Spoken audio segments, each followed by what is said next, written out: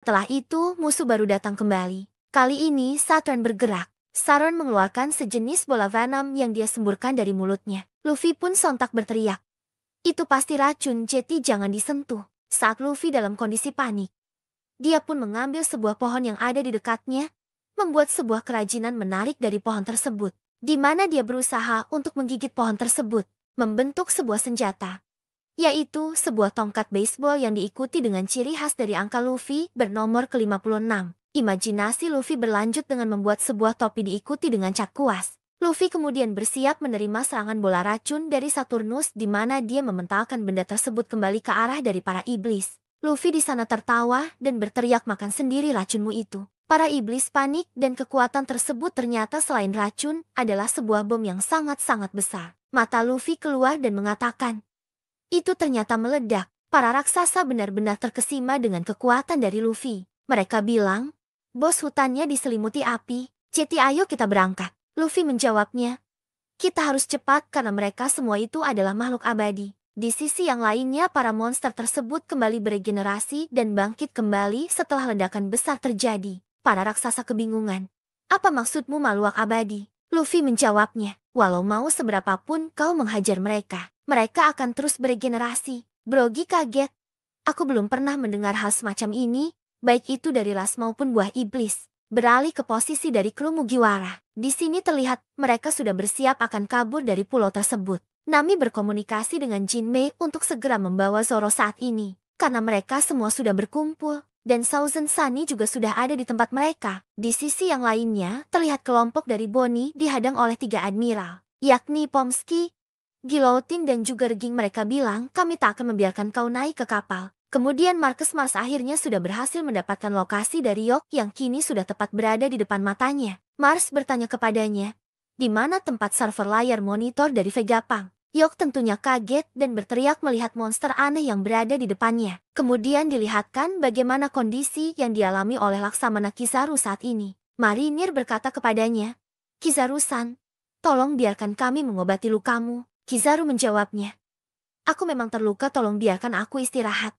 Marinir melaporkan sesuatu yang muncul di pantai barat laut Pulau Egghead. Api tidak bisa menghentikan makhluk tersebut. Itu sepertinya raksasa dengan makhluk yang berada di tengah-tengah api. Dan sepertinya dia mengatakan sesuatu. Ternyata robot kuno sudah bangkit sepenuhnya dan mulai berjalan di tengah-tengah kobaran api. Dia besar dan mulai berjalan sambil mengatakan sesuatu. Maafkan aku, Joy Boy. Robot kuno bersiap bergabung ke dalam pertempuran. Semakin kacaunya keadaan yang terjadi di Pulau Egghead. Kapal-kapal dari pemerintahan dunia terus menembaki pulau tersebut. Meskipun tak sedikit dari kapal tersebut sudah mulai hancur lebur oleh tembakan pasifista. Seorang marinir berteriak di sana, tolong hentikan semua unit pasifista Mark 3 dan tingkatkan pembombardiran terhadap pulau tersebut. Jangan biarkan Yonko Luffy si topi jerami kabur. Dan jangan biarkan juga bajak laut Bonnie keluar dari pulau ini. Setelah itu, kita diperlihatkan pasifista yang tumbang satu persatu. Tentu pelaku utamanya yakni Sang Gorosei Venus, Saint Titan Baron Venus Juro. Venus berkata, dia hanya anak yang berusia 12 tahun memberikan kekuatan seorang gadis muda untuk menghancurkan sebuah negara. Itu adalah hal yang benar-benar bodoh. Vegapunk kemudian memperlihatkan kelompok dari Bonnie. Yang bersamanya saat ini adalah 2 orang raksasa yakni Kaimo dan juga Kasi, yang bertugas untuk mengantar mereka semua menuju ke kapal bajak laut raksasa. 2 raksasa itu berkata, cepat segera kembali ke kapal. Seseorang yang cukup bodoh baru saja akan mendarat. Di sana kapal perang marinir terus saja membombardir meriamnya. Mereka bilang, jangan biarkan mereka berlayar. Tenggelamkan kapal mereka yang akan menuju ke Elbaf. Perterangan pun dimulai dengan kelompok ini berhasil dihentikan oleh wakil Laksamana Red King yang ada di depan mereka. Pertarungan pun tidak bisa terhindarkan. Salah satu anggota dari mereka yakni Cyborg Franky berusaha melawan wakil Laksamana ini. Red King berkata, aku tak akan membiarkan kalian lewat. Franky menjawabnya, menyingkirlah dari jalanku. Franky lalu menggunakan tekniknya yakni Strong Ride.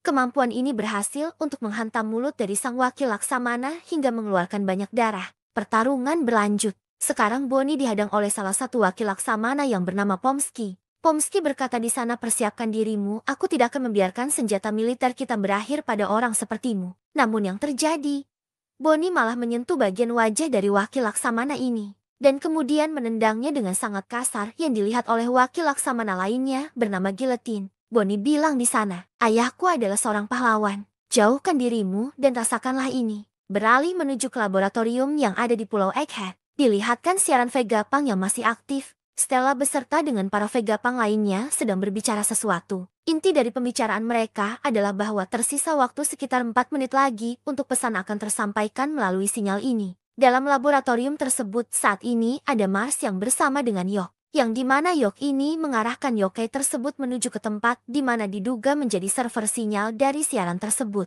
Tanpa basa-basi Mars langsung menghancurkan ruangan yang disebutkan oleh Yok tadi dengan semacam laser yang menghancurkan sepersekian detik bangunan tersebut. Mars pun tampak kesal dan berkata, "Lihat tidak terjadi apa-apa di sini. Siaran itu tidak berhenti." Yok di sana pun menjelaskan, "Tunggu dulu, jangan melakukan apapun yang mencegah hal lain terjadi. Jika aku Stella, aku pasti akan menyembunyikan siput transmisi streaming di tempat lain." Mars berkata, "Kalau begitu sampai kita menghancurkan seluruh laboratorium." Yok kemudian menjawab, "Itu tidak ada gunanya. Turbe lantai 2 adalah di mana tempat lantai pengembangan senjata dan juga lantai satunya adalah tempat pembangkit listrik. Begitu juga dengan Tower C di lantai ketiga. Semuanya adalah hal unik yang penting dan tidak boleh untuk dihancurkan. Dan satu lagi, jika laboratorium dihancurkan, kehancurannya akan sangat kuat sehingga akan menghancurkan Pangrecor juga. Jadi pikirkanlah alur pemikiran kau harus sama dengan pemikiran dari mereka." Di saat mereka berbicara, Mars merasakan suara kecil yang berasal dari Pangrecor.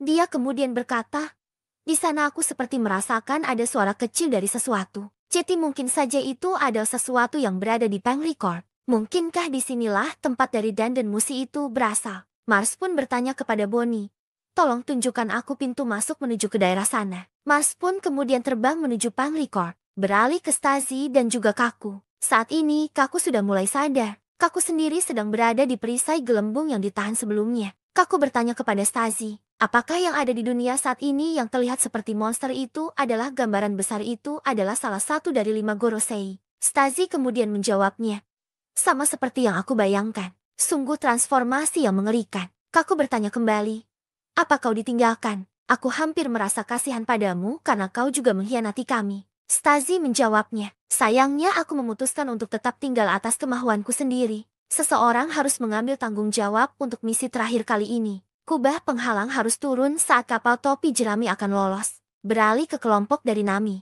Kita melihat di sana mereka berbicara soal tujuan mereka, yakni menggunakan Thousand Sunny yang akan menuju ke kapal dari para raksasa. Perbincangan dimulai dari Addison. Dia berkata bahwa permintaan untuk menurunkan kubah perbatasan hanya dapat dilakukan dari ruang komando. Kabur yang aman adalah cara yang tepat untuk membalas budi kalian.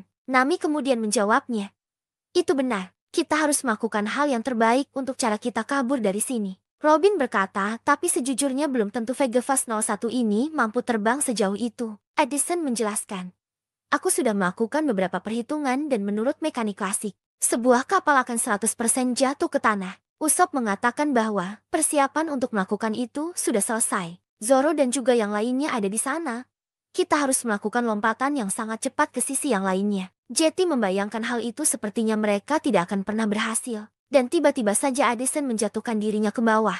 Dia bilang, "Pastikan kapalmu menyentuh air tanpa gagal. External damage simulation 78%. Percayalah padaku. Kita tidak akan mati. Ayo pergi sekarang." Sementara pertarungan masih berlanjut antara Luffy yang berhadapan dengan Gorosei Jupiter. Terdapat gumpalan angin yang seperti masuk ke dalam satu titik menuju ke tengah-tengah dari pulau. Ternyata itu adalah ulah dari Gorosei Jupiter yang menggunakan mulutnya untuk menghisap angin yang berada di sekitarnya. Seluruh pepohonan dan bahkan beberapa pasukan marinir pun ikut terhisap ke dalam mulutnya. Sementara itu, Luffy, Dory, dan juga Brogy mencoba untuk menjauhi area mereka berada saat ini dan berlari dengan sangat susah bergerak karena kemampuan dari Jupiter ini. Luffy berkata, "Sialan kau jika kau sangat lapar. Bagaimana kalau kau makan gedung ini?" Luffy kemudian menendang seluruh bangunan untuk memisahkannya dari tanah, lalu melemparkannya ke mulut dari Jupiter. Para raksasa jelas tampak terkesima melihat kemampuan dari Luffy yang menghentikan Jupiter. Namun sayangnya setelah itu, Luffy kehabisan tenaga dan berubah menjadi Luffy tua. Para raksasa kaget dan bertanya kepada Luffy, "Apa yang terjadi denganmu, Mugiwara? Kau terlihat seperti seorang kakek yang sangat tua." Luffy menjawabnya, "Semua energi yang berasal dari makananku sudah menghilang." Dan mereka pun langsung menawarkan sebuah makanan bernama Hakal. Makanan ini adalah fermentasi dari hiu di mana makanan ini dirasa Luffy mempunyai bau yang sangat menyengat. Dan kemudian setelah memakan makanan tersebut, Luffy tampak kembali bugar namun masih ke dalam mode manusia biasa. Saat itu, terjadi tiba-tiba saja Gorosei lainnya mendekati mereka bertiga. Sekarang giliran dari Mercury yang mengejar mereka dari belakang. Semua tampak benar-benar kaget. Di belakang mereka ada babi besar raksasa yang bersiap mendekati mereka. Namun Luffy sudah bersiap dengan menggunakan teknik Gomu Gomu no Rock Rock untuk menghentikan babi hutan ini. Namun ternyata serangan yang dimiliki oleh Luffy ini malah berefek kepada tangannya sendiri yang terbakar dan merasa kesakitan. Kembali diperlihatkan laboratorium di mana saat ini posisi dari kelompok Nami sedang dikejar oleh Saron yang sudah tiba di tempat mereka, berada dengan kaki laba-laba Saron yang mencengkeram awan dan bersiap untuk mengintimidasi kelompok ini. Sementara itu, di sisi timur pantai Pulau Egghead, hal yang sama juga terjadi. Di mana kelompok dari Bonnie sudah tiba di kapal bajak laut raksasa. Dihadang oleh Nusjuro yang sekarang tepat berada di depan mereka dengan siluet yang benar-benar mengerikan. Lalu memperlihatkan laboratorium Pangrekord. Mars akhirnya tiba di tempat teratas Pangrekord. Di mana itu adalah tempat persembunyian dari dan musisi siaran sinyal dari Vegapunk. Layar monitor di sana berkata bahwa waktu yang tersisa hanya 1 menit lagi untuk menyiarkan pesan dari Vegapunk. Namun benar-benar sangat disayangkan.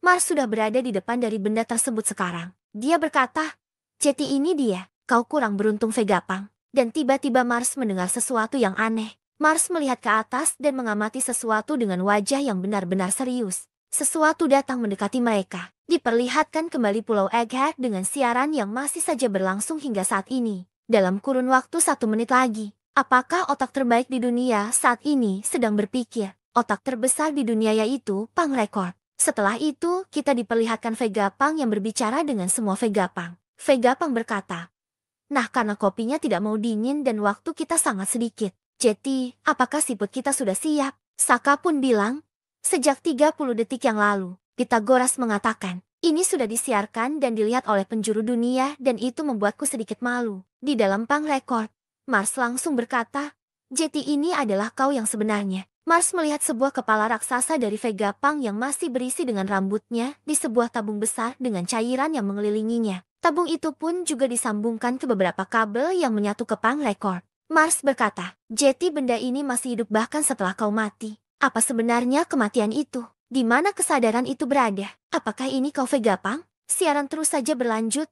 Vegapunk mengatakan, "Video ini akan segera menghubungkan dunia bersama-sama baik dengan mengetahuinya, atau dengan ketidaknyamanan mengetahuinya." Lalu diperlihatkan bagaimana reaksi dari orang-orang di penjuru dunia yang akan menantikan pesan yang akan disampaikan oleh Vegapunk ini. Dimulai dari desa Siru, kita melihat Kaya, Mary, Ninjin Piman dan juga Tamanegi sedang berdiskusi. Dimulai dari Mary yang berkata, "Siput transporter ini cukup besar dari apa yang kalian bayangkan." Reaksi dari anak-anak ini pun mengatakan bahwa jika rumah Kaya-san tidak memiliki itu, maka tidak akan ada orang di desa yang memilikinya. Kaya pun menjelaskan bahwa Vegapunk juga merupakan sosok yang terkenal dalam ilmu dunia kedokteran. Berlanjut ke Twin Capes. Di sana ada Crocus mendengarkan pesan dari Vegapunk bersama dengan Laben. Di Baldi-Morea itu, pulau masa depan kampung halaman dari Vegapunk juga disorot. Ada beberapa percakapan lucu di sini.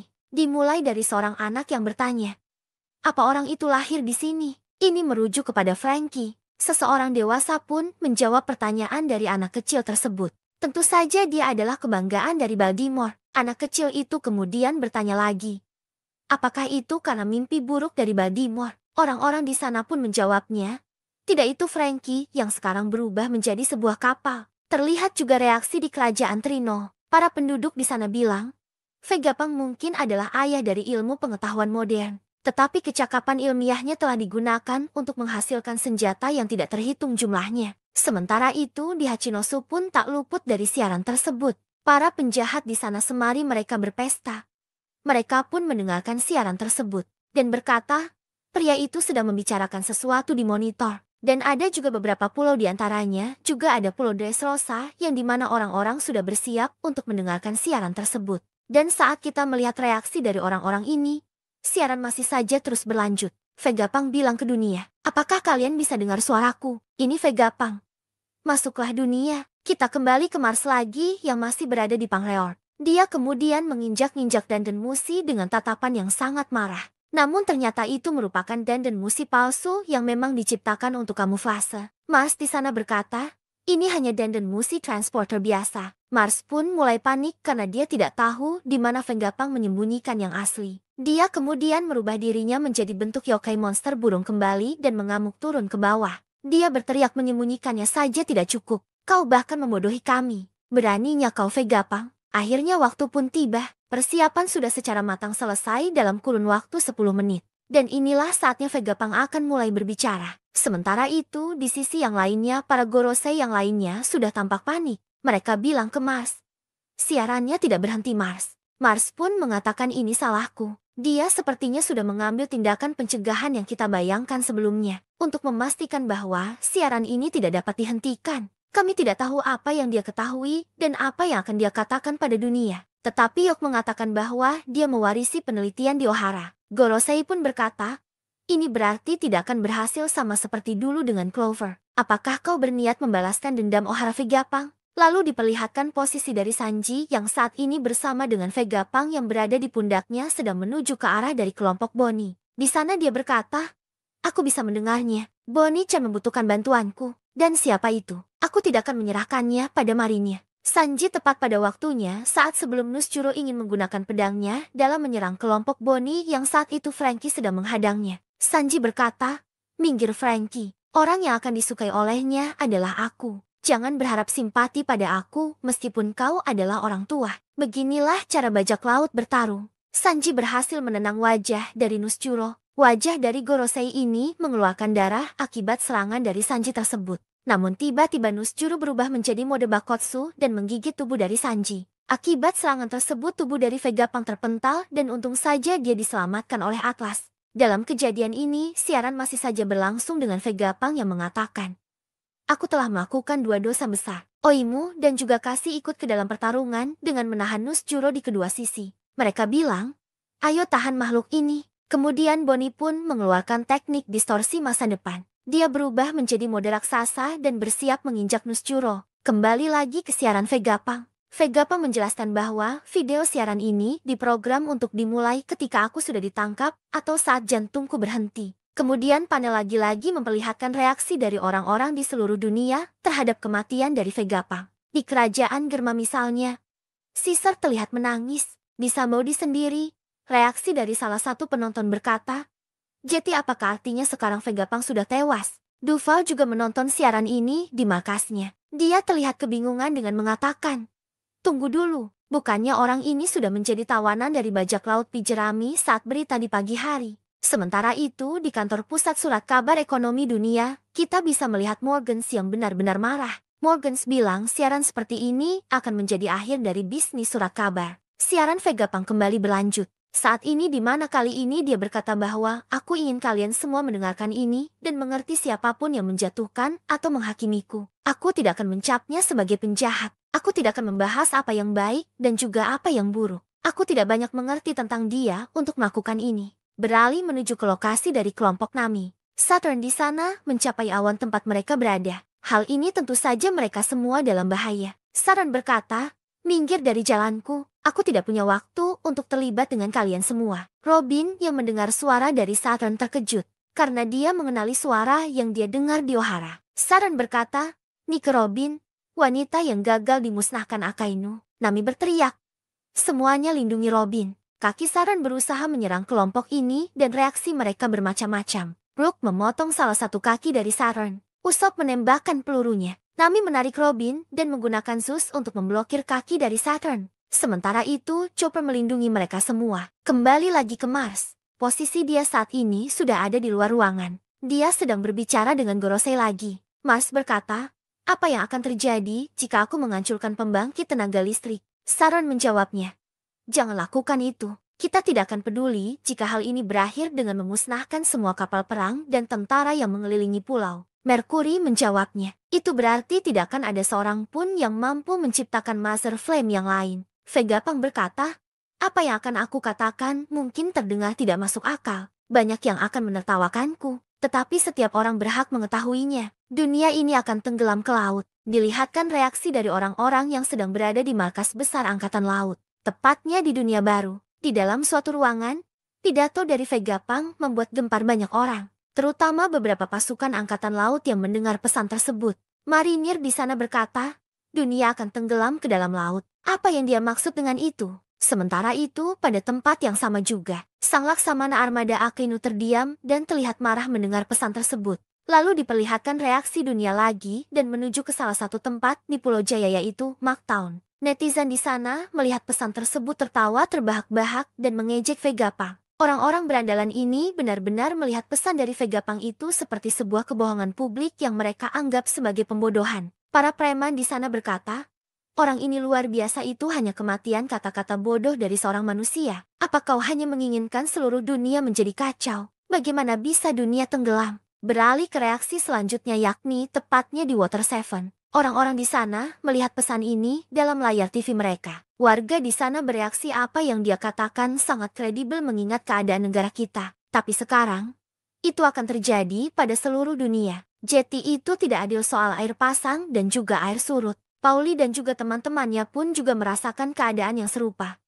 Yaitu seluruh dunia akan sama dengan apa yang terjadi sekarang di Water Seven. Reaksi berlanjut ke penjara neraka bawah air yaitu Impel Down. Mantan si Cibukai sekaligus pelaku pengkudeta kerajaan Dressrosa Flamingo sangat puas mendengar pesan dari Vegapunk dengan tertawa lepas. Dia mengatakan, ini yang terbaik. Kalau Impel Down kebanjaran air laut, tugasmu untuk memastikan keselamatan para tahanan. Benar kan Magellan? Magellan menjawabnya, ya memang benar. Adanya kenaikan air laut levelnya sebesar 1 meter di hari lain, menyebabkan kepanikan yang hebat dalam lingkungan penjara. Kira-kira berapa meter air lagi yang dibutuhkan seluruh dunia untuk melakukannya agar dunia ini tenggelam? The Flamingo menjawabnya, jika air naik sekitar 5 meter, sebagian besar kota di dunia akan tenggelam dan sudah ditakdirkan. Apakah semua orang akan pindah di tempat lain ke tempat yang lebih tinggi? Berlanjut ke reaksi dari pulau manusia ikan di kerajaan Ryugo. Shirahoshi di sana mendengar pesan tersebut dan bertanya, ayah, apa yang dikatakan dunia ini akan tenggelam akan kejadian? Neptune meresponnya dengan tidak terlalu percaya. Menuju ke pulau masa depannya itu Pulau Egghead. Para marinir di sana juga mendengar pesan yang disampaikan oleh Vegapunk. Mereka tampak kebingungan dan kita juga melihat Admiral Hound yang tidak percaya perkenaan dari Vegapunk tersebut. Dia bilang apa yang ingin dia katakan. Apakah ilmuwan terpintar di dunia sedang mencoba menciptakan kekacauan di seluruh dunia dengan kebohongannya? Kau benar-benar omong kosong, Dr. Vegapunk. Di sisi yang lainnya, 5 tetua Gorosei juga tampak panik. Mereka belum menemukan sumber sinyal dari siaran Vegapunk. Kali ini, mereka semua sepakat berteriak, hancurkan semua transmisi, semua transponder, hancurkan bentuk kehidupan apapun yang dapat kalian dengar. Yang lainnya tidak penting untuk saat ini. Sementara itu, Yok dengan pengetahuannya juga ikut membantu Gorosei menemukan sumber sinyal tersebut. Yok berkata sambil berlari, berapa banyak lagi yang akan kau katakan, Stella? Dan pada akhirnya, Vegapunk terus berbicara tanpa henti pada siaran tersebut yang diperdengarkan oleh banyak orang. Vegapunk berkata, aku akan berbicara sedikit tentang masa depan. Tapi dalam beberapa hari setelah rekaman ini, jika dalam perhitungan yang aku buat benar, gempa bumi yang luar biasa akan terjadi kepada seluruh dunia. Semua orang terkejut mendengar hal tersebut. Lalu memperlihatkan anggota dari banyak laut Big Mom yaitu Ismuzi dan juga Mondeor yang keberadaan dari mereka belum diketahui. Mereka pun menyaksikan juga siaran tersebut. Sudah ada beberapa kota yang terendam oleh banjir besar ini yang disebabkan oleh gempa dan tak sedikit dari mereka yang sudah mengungsi menggunakan perahu kecil meninggalkan tempat tinggal mereka. Vegapunk melanjutkan siarannya. Selain itu, permukaan laut juga masuk ke dalam berbagai daerah yang akan naik hingga 1 meter. Di sana akan menjadi pulau-pulau yang tidak dapat dihuni lagi oleh orang.